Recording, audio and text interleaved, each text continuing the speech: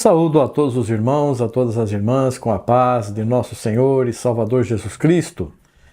Rogo a Deus para que nos abençoe, quando juntos, mais uma vez, pela graça de Deus, estamos examinando as Escrituras.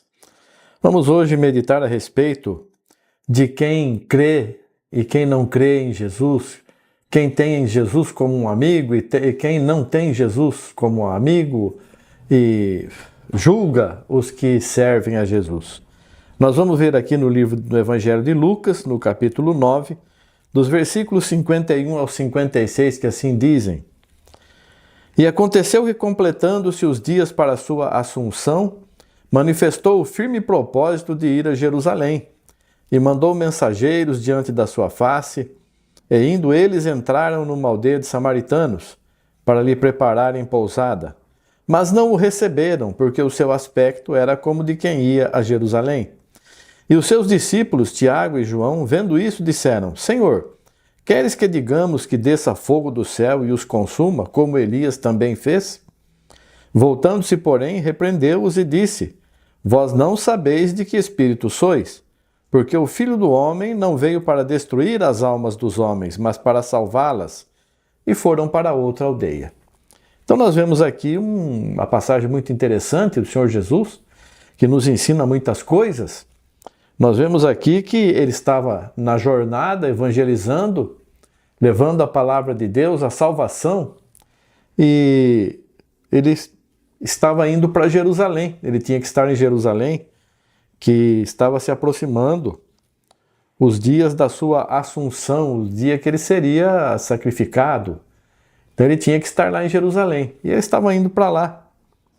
E passaram uma cidade de samaritanos. Os samaritanos não se dão com os judeus. São inimigos dos judeus, eles não se dão. E ali os apóstolos foram na frente, né? E preparar lugar para ele, para a pousada. Mas os samaritanos não quiseram receber, não, porque eles estavam indo para Jerusalém. E aí os discípulos, Tiago e João, disseram: o senhor quer que a gente faça descer fogo do céu para consumir eles? Elias fez isso, o senhor quer que a gente faça também? Aí o senhor repreendeu eles. Falou: não, eu não vim para destruir as almas dos homens, eu vim para salvá-las, salvar as pessoas, não destruir. Então aqui nós vemos o seguinte,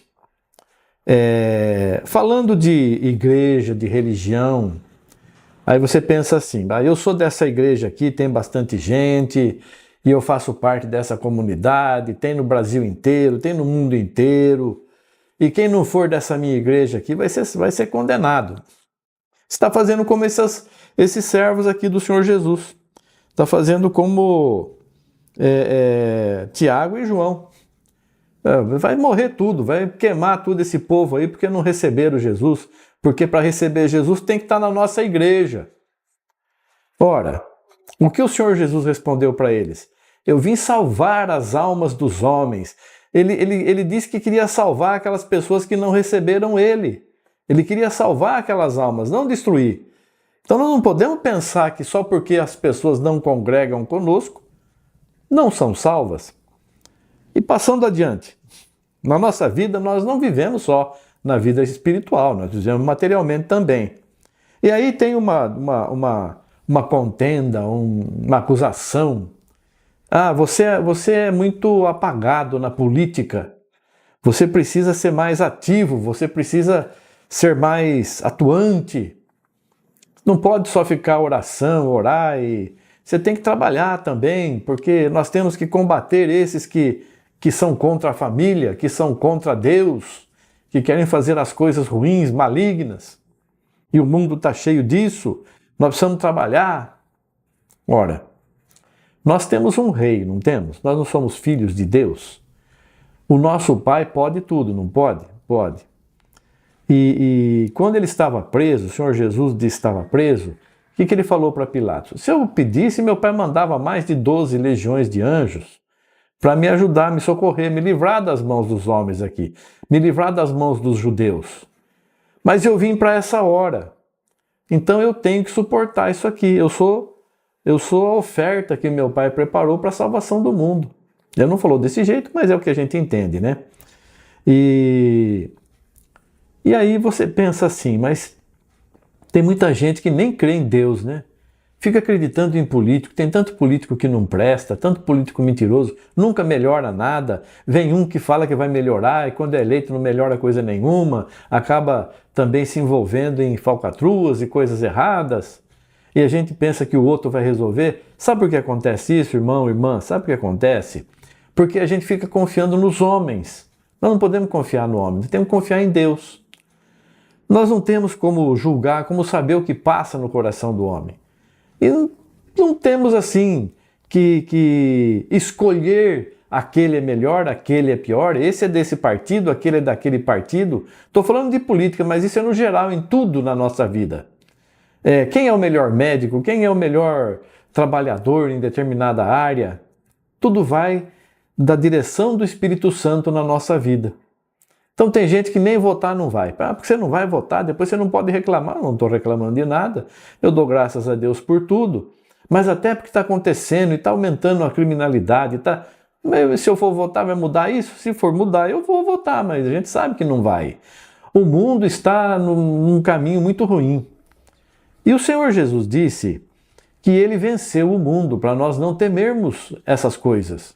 Vão acontecer coisas terríveis no fim dos tempos. Mas ele disse assim, não tema, eu venci o mundo.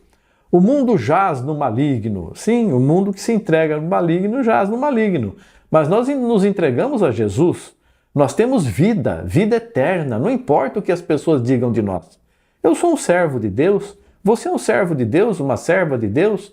Podem dizer o que for, minha consciência está em paz. Estou tranquilo, em paz com meu Deus, meu Salvador. Procuro fazer tudo o que agrada a Ele. E aqui eu aprendo essa lição aqui. Jesus não veio destruir nada, Ele veio dar vida. Jesus não destrói, Ele cria, Ele abençoa, Ele multiplica, Ele não tira. Ele multiplica, Ele abençoa. É isso que Ele faz, Ele dá vida, dá paz. E isso que nós estamos em Cristo. Somos nova criatura. Por isso não podemos ficar olhando para as aparências. Às vezes a pessoa que você considera tão pecadora, você está vendo um cisquinho lá no olho do teu irmão, mas não está vendo a trave que está no teu olho, né? O Senhor Jesus já falou isso para nós. Nós já sabemos disso já há muito tempo, né? A gente olha para as pessoas com um olhar crítico, um olhar de julgamento, olhando para a pessoa segundo os nossos valores particulares, pelo que eu sei, pelo que eu entendo. Então não é assim, não. Vamos deixar Jesus trabalhar. Então o mais poderoso é Jesus Cristo. O que pode tudo é Jesus Cristo. Então você precisa de alguma coisa, não vai pedir para o político, não vai pedir para quem tem dinheiro, para quem tem fama, não vai querer aparecer, não vai querer ser mais que os outros. Peça para Jesus, peça para Jesus Cristo. Vinde a mim os que estáis cansados e oprimidos, eu vos aliviarei.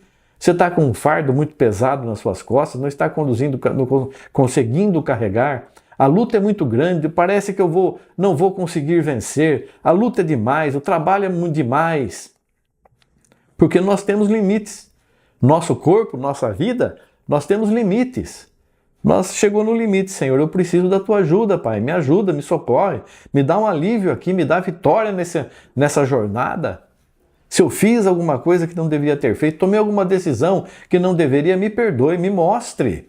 Abra o teu coração a Deus, abra o teu coração, converse com este nosso grande amigo maravilhoso, Salvador Jesus Cristo. Chegue para Ele e explique tudo o que está acontecendo na tua vida. Senhor, eu pensei que fazendo assim seria melhor. O Senhor acha que vai ser melhor? O Senhor me dirija. Eu quero fazer aquilo, mas tudo nós vamos orar? Sim, tudo. Fazer tudo em nome de Jesus, fazer tudo em oração. Orai sem cessar. Nós não somos deste mundo. Nós não podemos buscar a nossa alegria, porque quem busca essas coisas materiais acha que tendo essas coisas vai ficar alegre, vai ficar contente.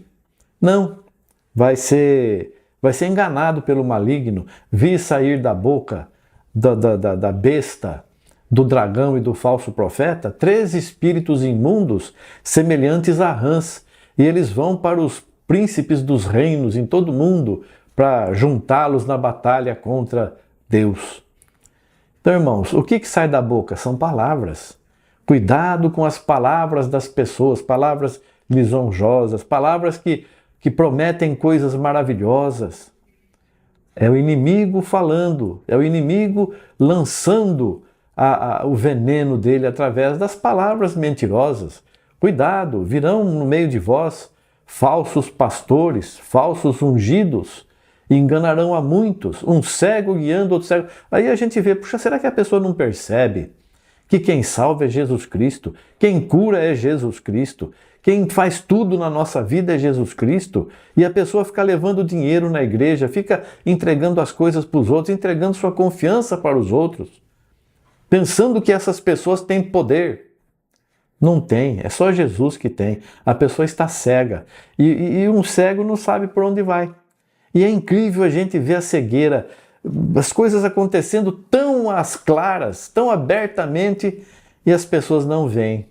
Como na política, né? Está lá aquele bandido, aquele criminoso, que se faz de pessoa boa, engana muita gente, e ainda faz a campanha, as pessoas votam nele.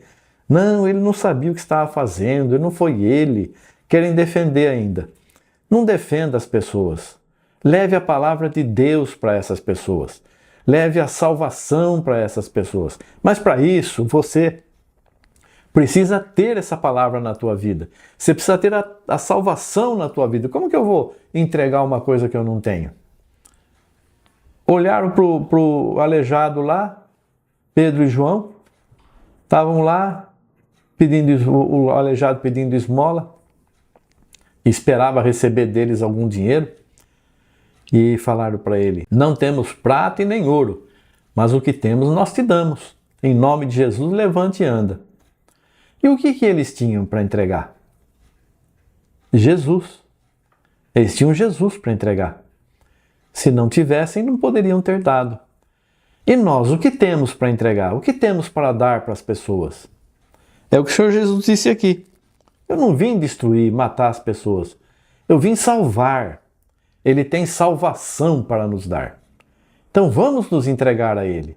Ele está nos oferecendo gratuitamente a salvação. E muita gente nem crê em Jesus, fala que Jesus nem existiu. Ore por essa pessoa, tenha misericórdia. Mas não vou ficar correndo atrás de quem não quer ouvir. Não vou ficar forçando as pessoas a ir para o céu, um lugar que elas nem acreditam que existe. Então, irmãos, nós precisamos ter sabedoria para fazer as coisas boas. Quem sabe fazer o bem e não faz, esse peca. Então, amados irmãos, você que nos assiste, nos ouve neste dia, que possamos refletir nas maravilhas que Deus nos ensinou. Possamos olhar para a nossa vida e ver: Senhor, eis-me aqui, usa-me conforme tua vontade. Às vezes você quer ser tanto usado por Deus e não acontece do jeito que você quer. E do jeito que você não quer, de repente Deus te leva para fazer alguma obra, falar alguma palavra em algum lugar que você nem queria ir. E Ele faz com que, olha, é isso aqui que eu quero que você faça. E você vai até a contragosto às vezes.